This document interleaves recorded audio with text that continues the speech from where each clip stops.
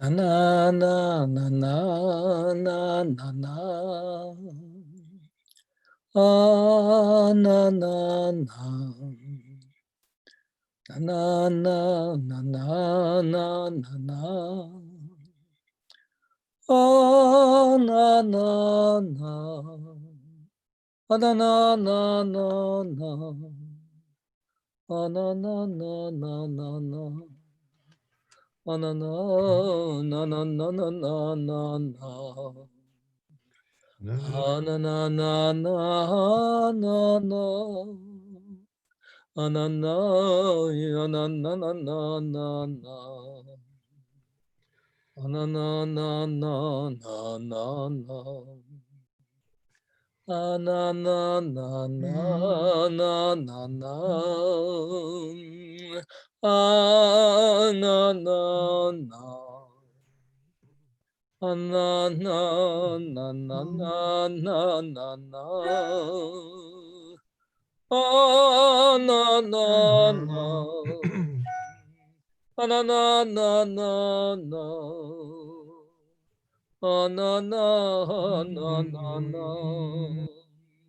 Ah na na na na na na na na. Ah na na na na na na. Ah na na na na na na na. Ah na na na na na na na. Oh no no no no no no no no. Oh no no no no no no no no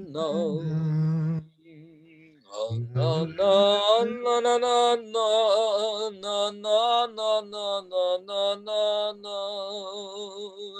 Oh no no no no no no no no. Oh no no no no no no no no no no no no. Na na na na na. Na na na na na na. Na na na na na na na. Na na na na na na.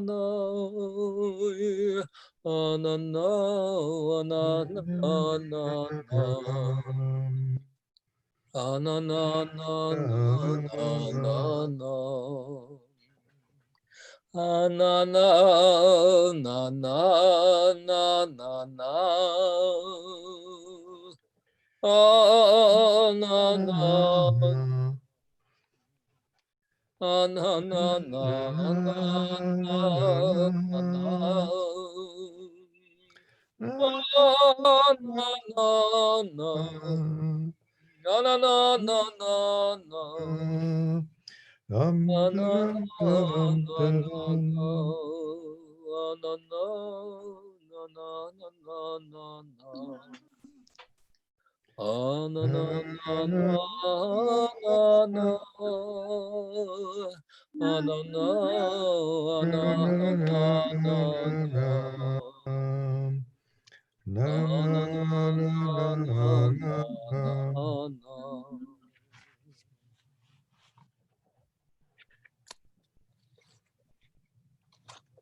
Okay.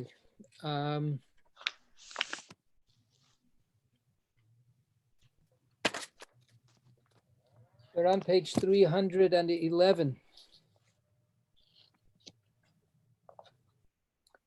And we're talking about the creation of the world as it unfolds from within God's being, and it's pictured again through the verses of Eshet Chayil that describes the woman of valor, the exemplary woman of strength, and she opens her mouth with wisdom, B'chokhmah, and the Chokhmah is parallel to Bereshit, the first words of the Torah, the first word of creation, the first step of creation. And we've been talking about the bet and the union of Chokhmah, wisdom, with Chokhmah's partner, Bina, and she is together with Chokhmah. They are the father and the mother. She is the mother of the world, and she brings forth the rest of God's manifestations, which then become the paradigm for the way that the world itself unfolds. So we'll start from the top of 311, and it's the second half of that same verse. Pia patcha b'chokhmah, she opens her mouth with wisdom. V'torat chesed al lashona, and the Torah of love is on her tongue. So this is now continued to be applied to the way that the world itself comes into being, as being described by this verse. So who's going to read for us tonight, please? Okay, Beryl, thank you. Torah of love on her tongue, for afterwards it relates. God said, "Let there be light," and there was light. So how does that tell us that the Torah of love was on her tongue? What is the Zohar saying here?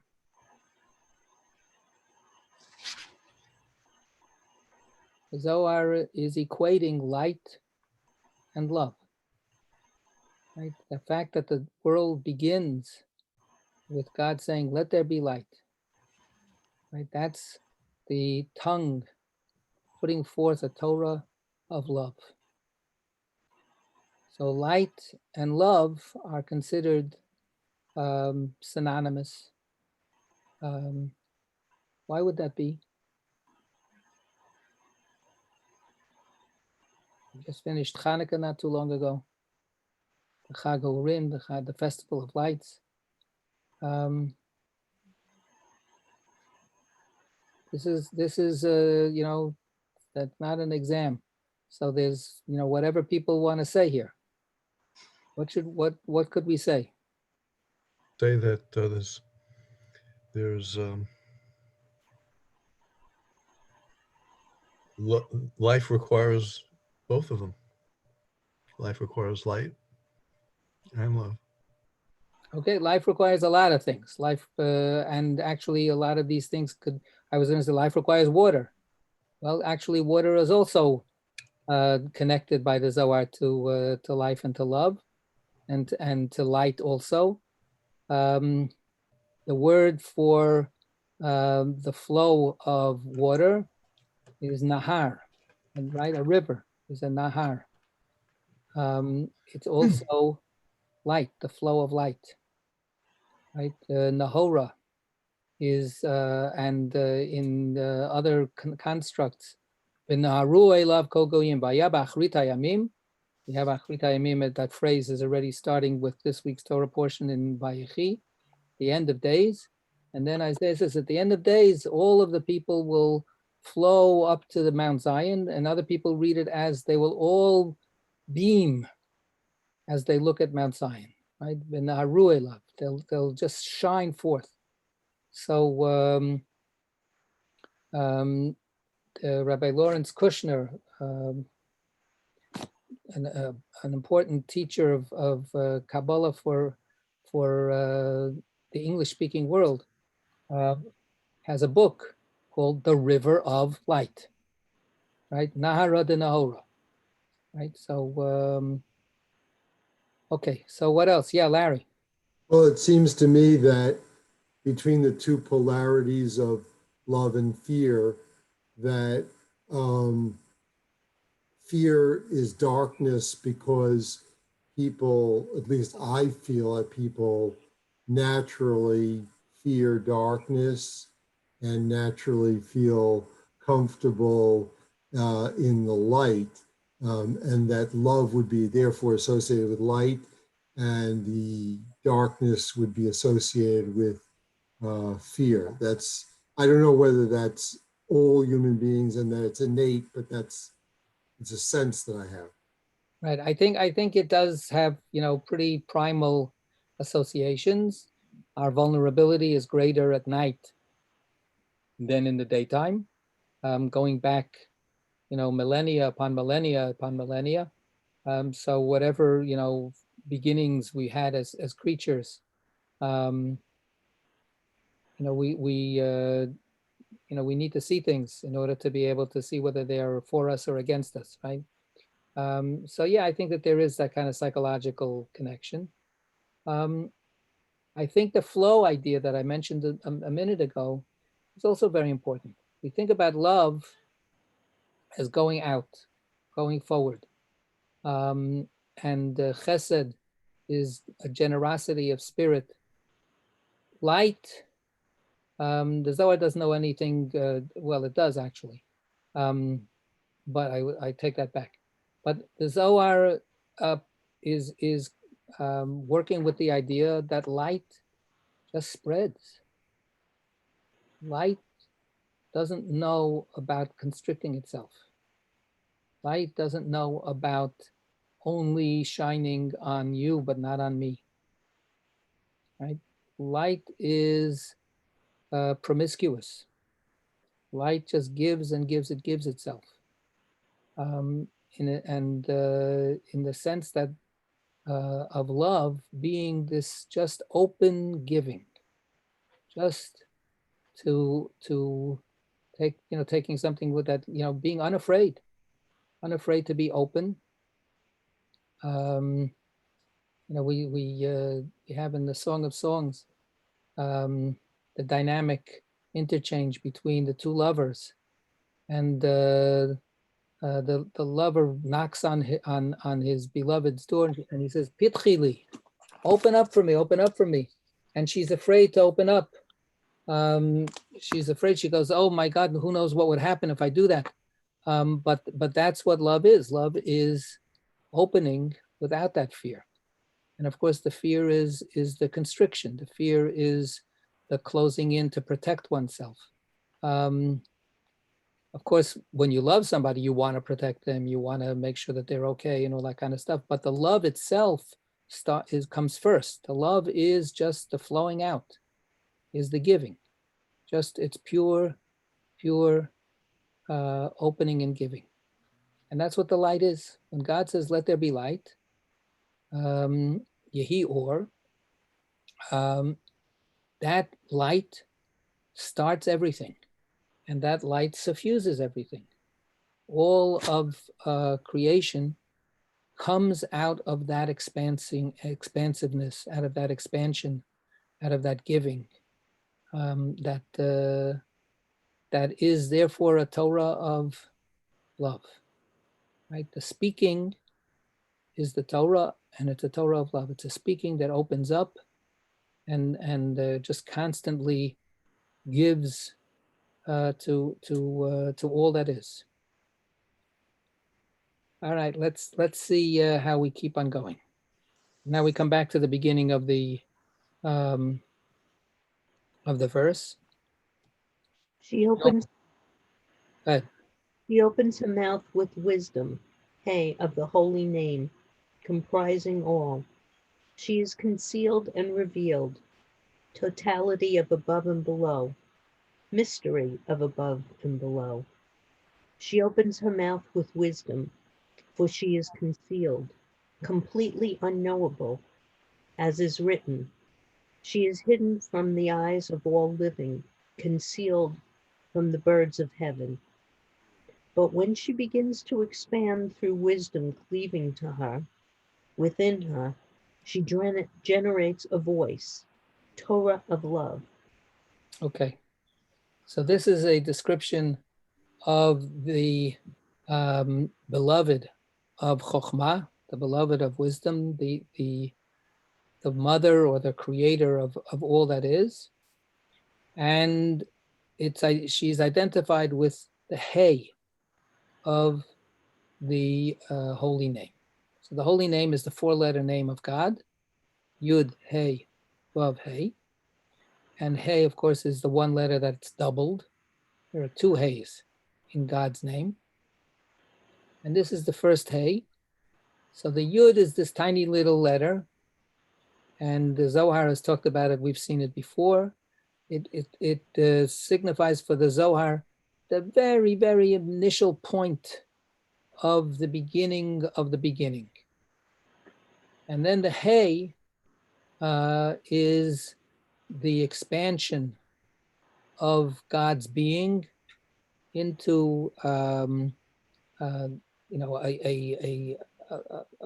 being of capacity, a being of that's capable of giving and of opening up. And of course, the Hey has openings. So the first Hey is often identified with Binah, and that's, of course, the loving partner of Chokhmah. And she comprises all. She is the lover of Chokhmah. She is the mate, the partner of Chokhmah. And she is, as it says at the end, she houses Chokhmah. She contains Chokhmah. Chokhmah enters her the way a lover enters his female beloved or his beloved in general. He enters her and she encompasses him and includes him. So she is the receptor of the creative impulse that is Chokhmah, the first thought of creation, the first seed of creation. She receives that seed, and then she holds on to that seed and she grows that seed, and then she will, in the end, let that germinating seed come forth, and live. So she is concealed and revealed. We can talk about her like I'm talking about her now. So there's a certain amount of revelation involved. We know that there she is. On the other hand, we really don't know anything about her at all. Or she's concealed to all, but revealed to her lover. Right? That's what the lover says. He knocks on the door and he says, "Open up for me." Right? You're all concealed in your own enclosure. Open up for me. Totality of above and below. She receives all of the divinity that has decided to become manifest. She takes it all in. She embraces it all. And then she will be, of course, the mother that gives birth to everything that issues forth from her. The mystery of above and below. So she is that. The word mystery, of course, is the secret, the unknown. But for the Zohar, the word mystery also means the unification, because that is the ultimate mystery. That all that there is, all of the multiplicity that there is all actually connected and united. That's the mystery. So she is that mystery because she unites both the above and the below. So she opens her mouth with wisdom. So we have here, she's completely unknown, concealed, hidden from all eyes, concealed even from the birds of heaven. And yet, when she opens up with wisdom, she expands through wisdom. She grows, she is impregnated, and she is filled with all of the potential that will eventually come out. And then she generates a voice. She generates a voice. And she gives life to what is called here kol, right? A voice. And that kol is let there be light, right? Torah of love. Go ahead. She opens her mouth with wisdom, final Hey, speech, word dependent upon wisdom. Touch of love on her tongue. Torah. Torah of love on her tongue. Voice, presiding over speech, conducting it. Torah of love on her tongue. Jacob, above her tongue, conducting the word, articulating her. For there is no speech without voice, as has been established. So this connection or this process of working from voice to speech is something that we've encountered already in the Zohar before. And the word articulating is important, right? To give the primal material of voice a specificity, a possibility of enunciating, being comprehensible, taking shape. This is what articulation is all about, and that's what speech is. So we start with primal, undifferentiated voice and light and love, and then it gets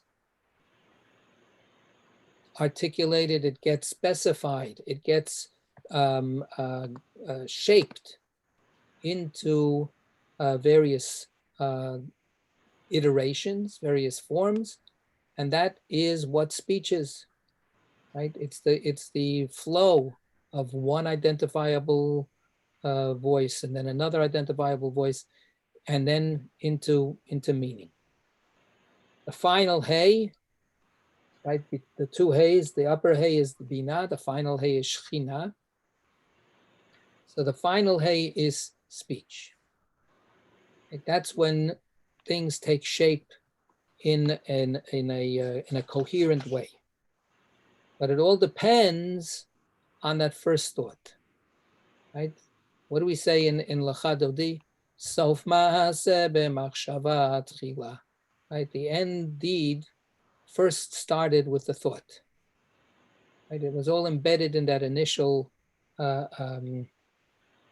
conceptual impulse, and then it becomes variegated and shaped. So the light then takes on various ways of being. All of the energy that we have in the universe, sometimes it's this thing, and sometimes it's that thing. Sometimes it's a person, sometimes it's a dog, sometimes it's a book, sometimes it's other kinds of energy that I don't know anything about. Dogs I know a little bit about. So that's the light taking on vocalization, right? The light is the voice, the sound, and then being given particularity. So voice presides over speech, conducting it. So this is now the claim of the Zohar, that voice precedes speech, not just chronologically and not just, I don't know, in terms of our experience of how things happen, but it presides over speech. Here we have this idea that the thought that puts out the voice is suffused in the voice and decides what the speech should be. There's no babbling here. There's no arbitrary talking. It's all intentional and it's all thoughtful. Who is the one who makes the speech be what it is and not be what it shouldn't be is Jacob. Jacob is the boss. Jacob is the Torah. Jacob is Israel. Jacob is the central formation of the offspring of Binah and Chokhmah. Chokhmah and Binah, they generate life, they generate love, and then it all comes down to Jacob, who is at the core of the manifested God. And Jacob is Torah shebichtav, Torah that is essential, eternal, unchanging, and is always the one that decides how it will be ramified in this world, Shekhinah. So the Kudsha Barichu, or Tiferet, or Yisrael, is voice. It's potentially going to unfold in even unforeseen ways. And then Shekhinah starts putting this into words, starts putting that voice into words and putting out those sentences which become reality, right? Tree, person, conflict, goodness, struggle. She keeps saying that, and as she says it, that's what goes out into the world as being. That's what exists in the world. There's no speech without voice, without Shekhinah getting her instruction, getting suffused with the energy of Jacob. She couples with Jacob, and that's what it enables her to then take all of that energy and give it shape. All right. Yeah. Okay, let's keep going unless somebody wants to stop here and say a comment. Okay. Rabbi Hia opened after him, saying, I, wisdom, dwell with shrewdness. I discover knowledge of devices. I, wisdom, assembly of Israel, dwell with shrewdness. Jacob, who was cunning. I discover knowledge of devices. Isaac, who devised blessing Esau. But since wisdom collaborated with Jacob, who was shrewdness, I discover knowledge of devices. For Jacob was blessed by his father, and all those blessings rested upon him, fulfilled in him and in his descendants forever and ever. Okay, so before we go into the rest of this, so what now the Zohar, Rabbi Chia, takes a different verse from a different place in Proverbs. And the verse in Proverbs, just to read it out loud in terms of the Hebrew, is as follows.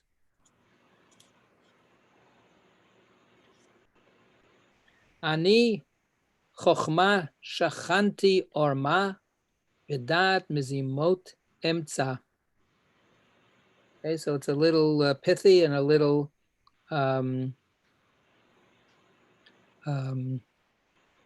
poetic, right? And the way it's translated here, ani chokhmah, I, wisdom, shachanti orma, have dwelt or continually dwell with orma, which is shrewdness, slyness. The serpent in the garden is arom mikol hachayot, is more shrewd than any of the other creatures. That's what this is. And Esau says of Jacob that he took the blessing ba'orma, he took it with sneakiness, shrewdness. So I dwell with orma, says wisdom. V'da'at mizimot emtza, and I will uncover. I will, what does he have here? Discover, right?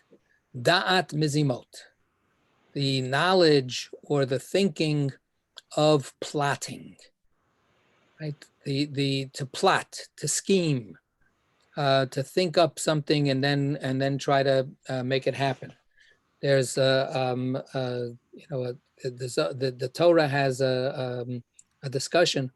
What if you have false witnesses who devise a scheme to frame somebody? They're called edim zomimim. They're called witnesses who are scheming. So mezimah is thinking ahead of time to figure out a way to accomplish something, often something that you shouldn't accomplish. right? It's bad. So the Zohar takes this verse, again, talking about Chokhmah, and saying this is how it worked out. It's talking actually about this scenario with Jacob and Esav. So Ani Chokhmah. So what is that Ani Chokhmah? Does it Chokhmah, that's the unknowable, concealed Chokhmah? No, it's Assembly of Israel. It's Knesset Yisrael, the being that collects all of Israel's energies. That's Shekhinah, right? And she has imbued all of the wisdom's energy and secrets and desires to create a world that will be a world that's good, a world of light, a world of love. And she dwells with shrewdness. I hang out. I have decided to live with the shrewd one. I've chosen Jacob to live with. Right? And of course, that's what we had before, that Shekhinah accompanied Jacob into his father's bedroom when his father was preparing to give the blessing, but his father, Isaac, wanted to give the blessing to Esav. That's the mezimah, that's the devising, that's the plotting. Isaac was plotting to give the blessing to Esav, but I, boasts Shekhinah, I discovered the plot. I foiled that plot because I caught it before it could be hatched, and because I'm hanging out with Jacob, right? So I took Jacob's shrewdness, and I was able to therefore beat the plotter, the schemer, at his own game, and I was able to therefore do a switcheroo, and Isaac's scheme came to nothing. Okay, so since wisdom here being the lower wisdom, all Shekhinah collaborated with Jacob, who was shrewdness, I discover knowledge of devices. I figured out that this is what Isaac was trying to do. And therefore, as a result, Jacob was blessed by his father. And all those blessings found the happy ending of being where they should have been. And Isaac's plan is defeated. So we've had this many times. I'll see Mark's comment in a second. We've seen this already a number of times, that I've emphasized with a gentle emphasis, perhaps a little hesitant emphasis, but nevertheless, this is a very not a conventional pious way of talking about what's going on within God. Right? This is God overcoming a piece of God. This is Shekhinah and Jacob ganging up on Isaac. All of them are pieces of God. All of them, of course, are also a family with, and the individuals as they are. All of them are striving to do what they think is best for the future. And yet, the way the Zohar is putting this out in this kind of mythic way is Chokhmah, which creates a world suffused with light, needed to overcome the darkness that is Isaac. Right? Isaac, in some essential way, is the fear, the anti-love. And in order to beat Isaac's attempt at steering the light into the wrong direction, it required an internal struggle and a sense of shrewdness. Let me take a look now at the chat. What does this say about the morality of, I think that means Jews, especially given the standard anti-Semitic trope of Jews as schemers? Yeah, I think that this has been used, forever and ever and ever, as fodder for people who hate Jews, who say, yeah, this is really what Jews are all about. They can't be trusted. They're schemers. They're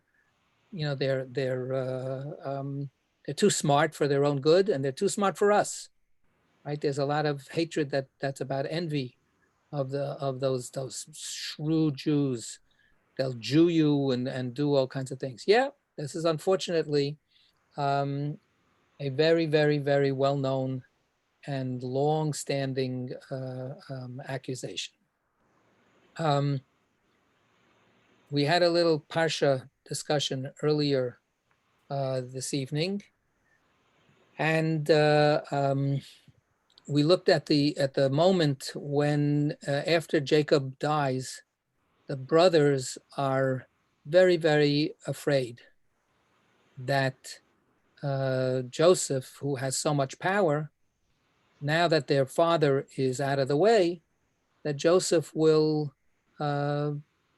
take out his anger and vengeance on them. So they send a note to Joseph, and they say, "Oh, here's a note from Dad.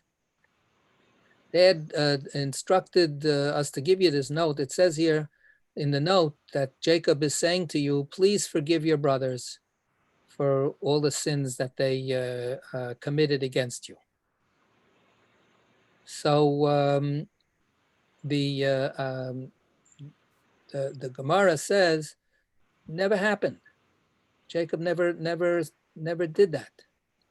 The brothers were lying. And I'm still talking, Mark, relax. So the brothers were lying, and Jacob never said anything like that. So how could they lie? And the answer was, it's allowed to lie for the sake of peace. You're allowed to lie for the sake of peace. You're allowed to bend the truth or even betray the truth if it will lead to reconciliation and to peace between the brothers. So yeah, we have within our tradition an acceptance that the truth and only the truth, so help me God, is not actually the ultimate value. And that also could be fodder for attacks. Oh, you see, those Jews actually really don't believe in the truth. Now, Mark continues, but you haven't responded to the question. How does that impinge on the notion of morality? Does the end justify the means? So now Jennifer writes, lying for peace, no. That dress does not make you look fat. Lying for peace, colon. No, that dress does not make you look fat. Right. Thank you. Yeah, that's a whole discussion that we have between Beit Hillel and Beit Shammai. What should you say at a wedding? When, of course, it's a very, male-centered discussion, and they say, what do you say when the in praise of the bride? What if the bride is not such a looker? Are you allowed to say, oh, what a beautiful bride? And Beit Hillel says, no, you gotta say whatever is what it is. So kala kamot shehi. So you have to say that the bride is as she is. So of course, some people are so offended by that some of the commentators, they say what it means is that find something that's really true about the bride and say that, but don't say, oh, she's so gorgeous. And Beit Hillel says, what, are you crazy? Of course you said that she's gorgeous, right? She's gorgeous in the eyes of this. She's gorgeous in the eyes of this guy who fell in love with her or was marrying her. So that's the truth. Yes, is the truth that the Torah is supposed to be the Torah of truth? And the answer is that is the truth. When the Midrash talks about, again, the creation of the world, the angels say to God, "What, are you crazy? You want to create a world? You want to create a world with this creature called a human being, who's a liar and a schemer and a weakling and a moral failure? And how can you do this?" So God, asks around, and the truth says, emet, the truth says, how this is you want to create a world of untruth? How could that possibly be? This is, you can't do that. You're going to create, you're compromising everything from the very beginning. So the Midrash says, what did God do? God took truth and hurled it to the ground, hurled it to earth. So truth could no longer argue its case in heaven. And once truth wasn't there anymore, therefore God was able to create the world. And then God said, Emet me eretz titzmach. It's a verse someplace. Let the truth grow from out of the earth. Right? Not pure truth that's up in heaven. I have no use for that. Let truth come out of, let it grow out of, germinate out of the earth itself, out of the dirt, out of the life that we live down here. So if that doesn't satisfy Kant and other people that follow his way of thinking, I'm sorry. That really is a very strong teaching within, within the Jewish tradition. Notice, for instance, that it never says anywhere, the Ten Commandments, for instance, or beyond, you shall not lie. Never says that. It says you shall not bear false witness. In other words, when the results, the consequences of your lying will have real ramifications in a court of law, then you're not allowed to do that. But we lie all the time. We tell half truths all the time. We say things that we don't mean all the time, and that's the grease that smooths our common lives together. It makes it possible for us to live in peace with one another, relatively speaking. The accusation of the anti-Semites goes much beyond that. The accusation of the anti-Semites, is about, no, the Jews will do everything and anything that's nefarious and it's bad and they want to hurt people and they want to, take advantage of people. That's forbidden. Yes, it's not the truth-telling part that's the crime. It's the hurting people that's the crime. So I can say all day long, it's a beautiful day out today. I'm not going to go to hell for that. I will go to hell for putting an obstacle in front of a blind person, for giving people bad advice when they're trusting me, and they don't know that I'm kidding, or they don't know that I don't know what I'm talking about. So the morality of the Torah is very much result based, and it's very much also about what effect are you having on another human being. So this is, I think that a little bit responds to your questions. No? Yes? No? Mark?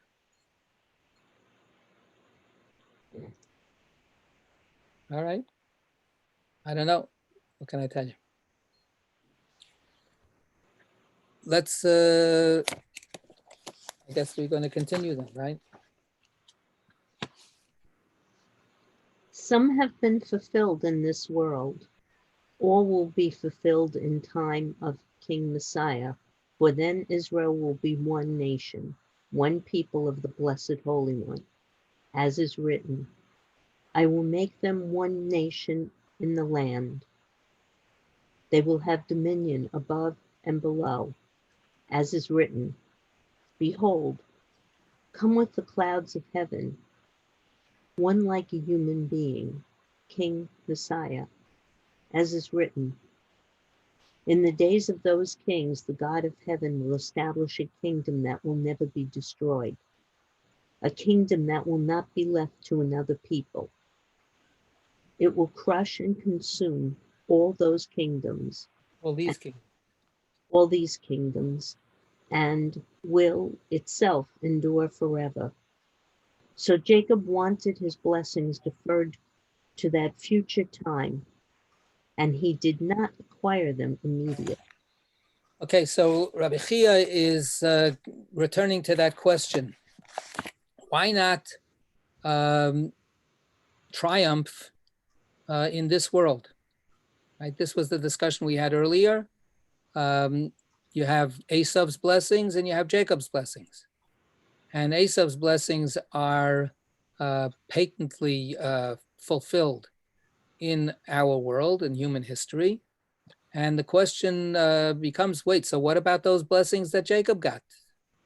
Are they nonsense? Are they a lie? After all, the Torah is a Torah of truth. So what's true about these blessings? So the Zohar already answered before that Jacob wanted his blessings to be fulfilled above, later, not now. So what do we get in addition as a result of Rabbi Chia's discussion? What is Rabbi Chia adding to what we had before? How does he frame that statement to add something or to clarify something that makes Jacob's decision maybe make a little bit more sense? All these blessings rested upon him, fulfilled in him and in his descendants forever and ever. Right? This is going to be eternally. The blessing was wrenched out of Isaac's hands and saved for Jacob and his descendants. But of course, in this world, we don't see that that's really the case. Some have been fulfilled in this world, but all will be fulfilled in the time of the Messiah. Why does it have to wait? So Jacob wanted his blessings deferred. Why? Why does it have to wait? So if we look at that last part of that sentence, 3 lines up from the top, for then Israel will be one nation, one people of the Blessed Holy One. And then the verses, I will make them one nation in the land. Right? And then the dominion above and below. What's that big deal about one nation? Yeah, Larry. Well, it seems to me that this has to do with a cosmic oneness. In other words, has to do with God's oneness, has to do with the unity of God's name.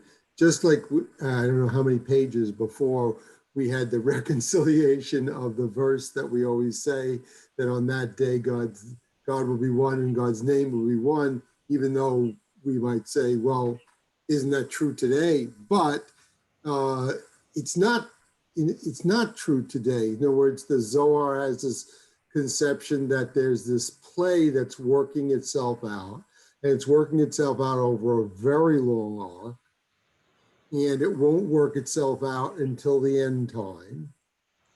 And that's like this kind of, the gears are shifting within the Sfirot, meaning within God. And so that Yaakov, even though ostensibly Yaakov stole the blessing, he didn't steal the blessing and get it like right then and there. He didn't get all the money, so as to speak, he delayed most of it to the end time. So, I mean, there's a lot of things that you're saying there. I think, though, it brings us back to that same question. If it's cosmic oneness that we're talking about, and the cosmic oneness is a fact, an eternal fact, right, an eternal truth, why does it have to wait? Why not establish it now? Why not get it all fulfilled now? Right. In other words, it would seem like if you were dealing with Aristotle or the Rambam, you might say God is God and there is no process to God. There's no process. Right. God So, is. yeah, so the process part, so now let's get away from the abstract and understand, where is this process taking place? The answer is on earth. That's what the Midrash is saying when it says God throws truth down to the earth. That in Dreher Darain, right? That truth and the process is no longer within God's decision at any, at the snap of God's fingers, so to speak. The process that unfolded within God to create the world, that was God's process. But that process was a process that gave birth to a realm where all of these pieces are pieces that are only parts of the puzzle. In order for the nation to be one, that oneness has to be achieved on earth. And that's where it's out of God's hands and out of Jacob's hands, as Jacob being this liminal figure that's both human and godly at the same time.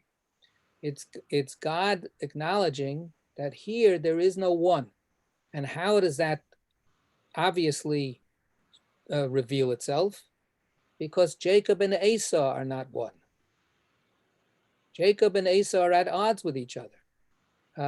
This whole scene is a scene of conflict and a scene of contention and a scene of wrestling, and who's going to win out and who's going to get their plan at the expense of the other one.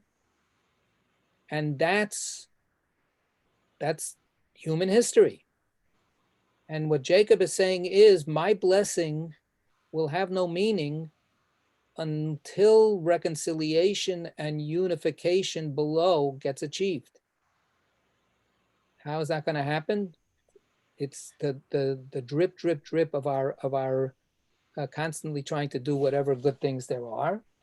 Somehow or other, it will result in the coming of the Mashiach, of the Messiah. That's why the Messiah is key. When the Messiah comes, then everything is one. I mentioned again also in the Parsha study, Jacob says to his sons, come all together, right? So I can tell you, I'll tell you what will happen at the end of days. And of course he doesn't. Then Isaiah says, what will actually happen? Then there'll be this universal peace. There'll be a universal glowing of everybody as they shine their faces toward the mountain of God. And the lion and the lamb will lie down together. That's going to be what the end of time is. That's when the blessing will be able to be fulfilled. But the blessing before that is going to be, its fulfillment will not be a fulfillment. Its fulfillment will be at a cost, and that cost undermines the blessing itself. And of course, there's a paradox here, because what does the vision say? The vision says that there's going to be a defeat of all those other nations, right? In the days of those kings, the God of heaven will establish a kingdom that will never be destroyed, a kingdom that will not be left to another. People will crush and consume all these kingdoms and will itself endure forever. So this is like a Gog Magog, right? This is like the Armageddon. There's going to be this cataclysmic final strife, and to coin a phrase, a strife to end all strifes, a war to end all wars. And this is this hope here, and obviously we know that it's a dangerous hope.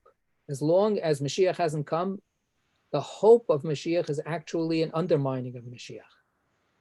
As long as Mashiach hasn't actually arrived on the scene, Messianism has within it the possibility of creating tragedy, death, pain, immorality, right? So this is the catch-22. And that's why it has to be deferred. And that's why it has to wait. It has to wait until such time that truth actually finally grows, that it doesn't keep getting uprooted, that it doesn't get chopped down. It's going to grow in this earth until such time as it actually succeeds in flourishing. And that's when the blessing becomes real. And until then, the blessing is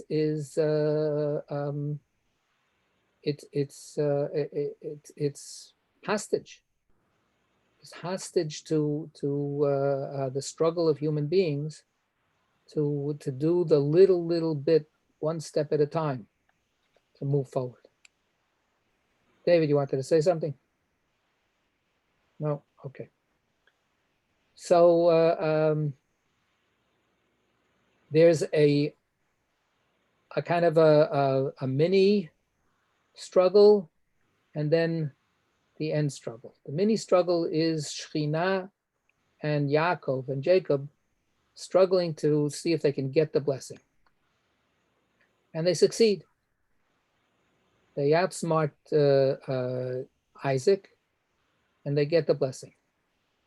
But the victory that they enjoy has to be deferred in large measure, right? Rabbi Chia says a little bit comes out here. What's the little bit? The little bit is any good person, from the Zohar's perspective, anybody that's trying to live by the Torah, day in and day out. So that's been implanted. None of that would be, according to the Zohar's picture of what happened, none of this would be, the whole struggle wouldn't exist had the blessing gone to Esav. That's the way they understand what was at stake. The fact that the blessing didn't go to Esav makes it then possible for us to hope that the drip of goodness that people contribute over time will eventually come to fruition. All right. Rabbi Asa. Rabbi Asa opened after him, saying, "Do not fear, my servant Jacob, declares Yud-Heh-Vav-Heh, for I am with you. I will save you from afar, your seed from the land of their captivity. Jacob will return and be calm and secure, with no one frightening him." This verse has been established, but when Jacob emerged from the presence of his father with those blessings, he contemplated his soul and said, "I want to defer these blessings till later, till length of days." He was scared and frightened. A voice issued, saying, "Do not fear, my servant Jacob. I will not abandon you in this world. I will save you from afar.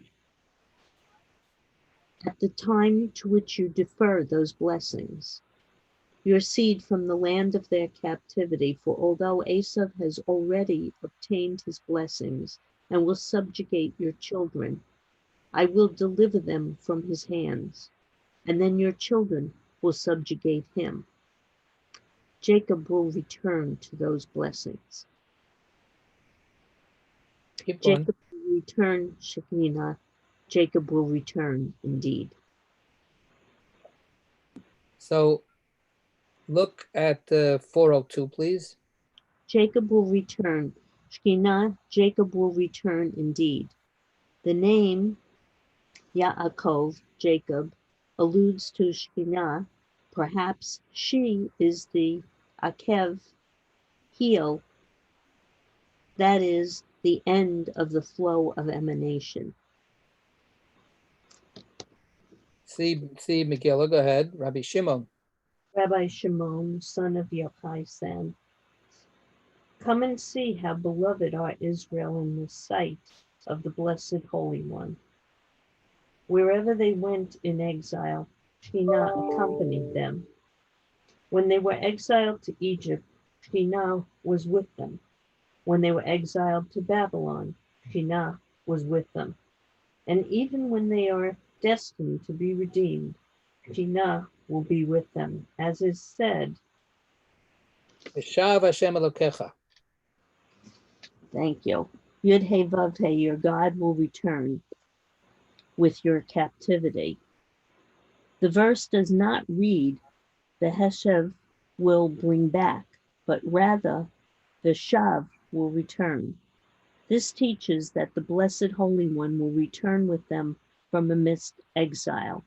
Okay, so this is the idea of that God's presence is promised to be with Jacob and Jacob's children forever and ever. We have in this Torah reading for this coming Shabbat, when Jacob prepares to die. Right, so he says to, here it is, hold on a second.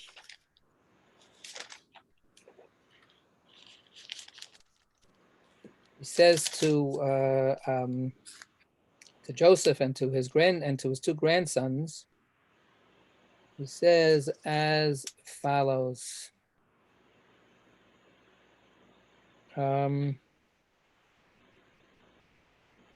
This is verse 15 in chapter 48.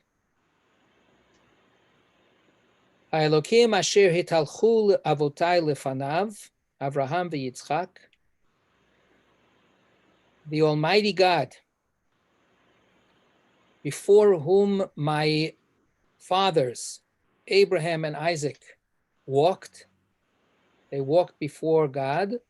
That God, Ha'elokim haro'eh oti me'odi ad hayom hazeh, that Almighty God, who was the one who shepherded me from my beginning until this very day.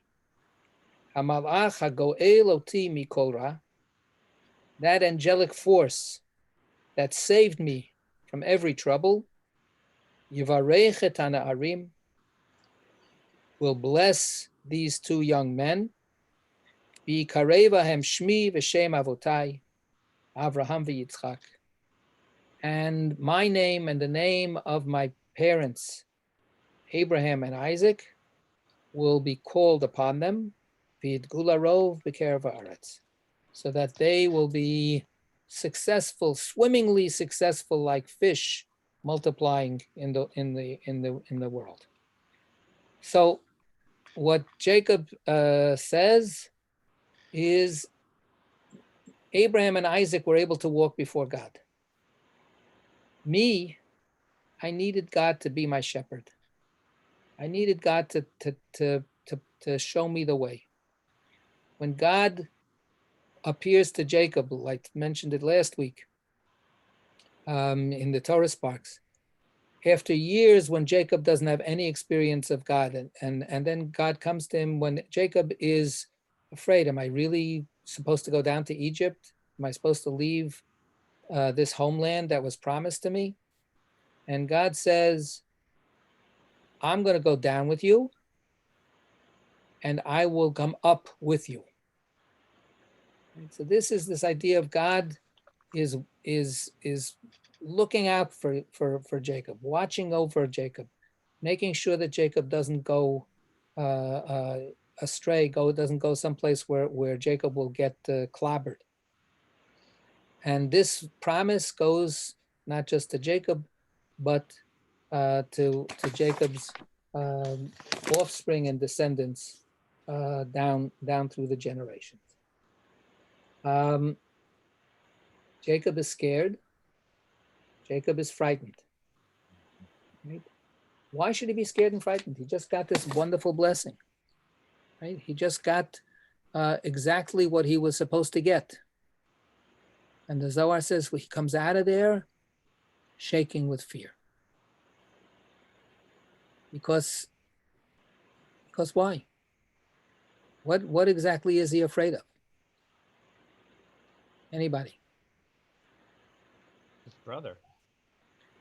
So why is he afraid of his brother if he got this blessing? The blessing doesn't protect him from his brother. His brother is supposed to get the blessing, and he's going to be angry. But now he has the blessing. But you're right. That's But what we the- have to understand. The blessing doesn't protect him. The blessing, just the fact that he has the blessing, Esav is still around, and blessing be damned. Esav says, I don't care that you have the blessing. The blessing is not, armor that will be impervious to me. So the blessing, what is it then? Yeah, Larry. Because, going back to the deferral, in other words, the fullness of the blessing is deferred for such a long time that it's not an immediate protection. And Esav is, in effect, the dominant partner on an immediate temporal plane. So Yaakov, although he did say that he wanted it to be deferred because that's part of the cosmic plan, he got scared as to what kind of life was he going to live? Was he going to be, he could be eradicated, and the people could be eradicated. So he wants it deferred because he's scared. He says, if I get this blessing now, I'm a goner. Right? That's the irony here. That's the paradox. The paradox is that the blessing is in this moment in time, in this world, in this history and so on. The blessing is not magic. The blessing is a vision, which in itself actually can be a prodding for people who hate the blessing to actually go into action and get you for it. So the blessing has to wait.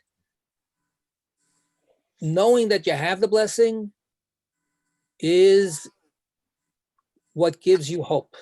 It also gives you direction. That's that Torah Chesed. The word Torah is instruction, pointing the way. God is going to have to point the way for us, how to get through all of this stuff, but it will. It's not a guarantee of anybody's total success or even survival. And that's, of course, the truth of Jewish history to this very moment. It's a paradox of Jewish history that we were chosen and selected and blessed, but basically subservient and persecuted. But then the third side of the paradox is, but we seem to have survived and we keep surviving. So it's very paradoxical. Right. Very paradoxical. And that's where you have this idea that I'm going to be with you, says God. Al Tirav di Yaakov. Al Tirav di Yaakov, that's the verse. Yeah. But then God says, I'm going to be with you. But God being with you doesn't mean that you therefore are impregnable. God being with you doesn't mean, okay, I'm guaranteed now safety. I'm always going to be okay. Yeah, Len. Yeah, there's a famous piyut based, the refrain is that Ati Yaakov, Right. it lists in alphabetical order, it's an acrostic, all the ways that Jacob has been there with fortitude, with strength, with God behind Jacob, and Jacob standing for Israel, of course. So it's a great piyut, you kind of like, yes, you're blessed, you are special, you're my chosen people, but don't be afraid. Here's all the reasons why. Right. Yeah. I sang it actually a few weeks back on Shabbos in the sharing Shabbat thing. Yeah, so that's the message here. Actually, So the first time I heard that piyut was in your shul about 10 years ago. You had a singer who hails, her family was from Morocco. Her name was Vanessa Paloma. I don't know if you were the rabbi there at the time. Yeah. She gave a concert, and Right. I use her melody for that. She's recorded it, and you could find it online easily. Okay, good. So there are a number of melodies, And yes, you're right. It's a good piyut. All right. So the